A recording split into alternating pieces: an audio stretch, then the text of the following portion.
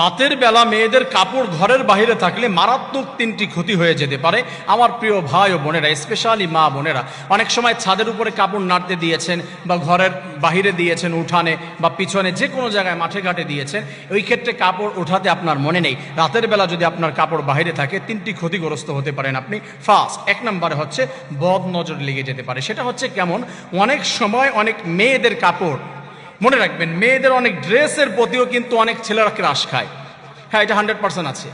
একটা মেয়ে তার কাপড় দেখে ওই ছেলের ভালো লাগে যে অমুক অমুক আপুর কাপড়, এটা অমুক ড্রেস, এই যে আপনার বিভিন্ন ড্রেস আছে, সেটা দেখে একটা ছেলের খারাপ লাগতে পারে। এটার জন্য খারাপ নজর, বদ নজর আসতে পারে, বা সে ভাবতে পারে তার শরীরের অবয়বজন মনে হয় এরকম, সে এত মোটা বা দেখতে এরকম, বা এটা মানে এই ধরনের একটা টেন্ডেন্সি তার ভিতরে জাগ্রত হতে পারে।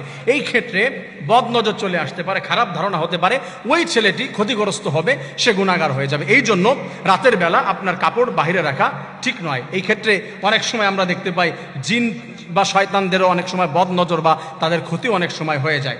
সেকেন্ড, 2 নম্বরে যে বিষয়টি রয়েছে সেটি হলো কালো জাদুর শিকার হতে পারে। সেটা হচ্ছে কেমন?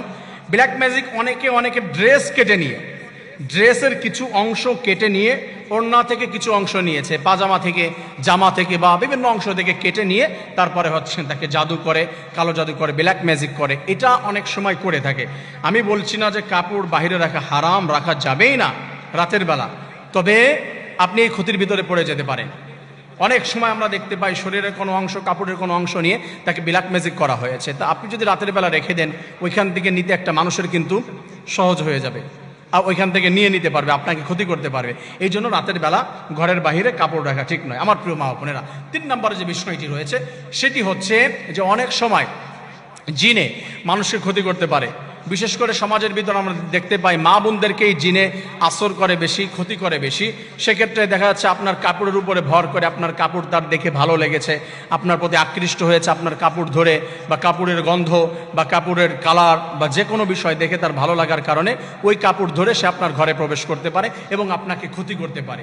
এই বিষয়গুলি ভেরি ভেরি ডেঞ্জারাস বিষয়, খুব মারাত্মক বিষয়। এগুলি খুবই খেয়াল করার চেষ্টা করবেন, সেন্সিটিভ।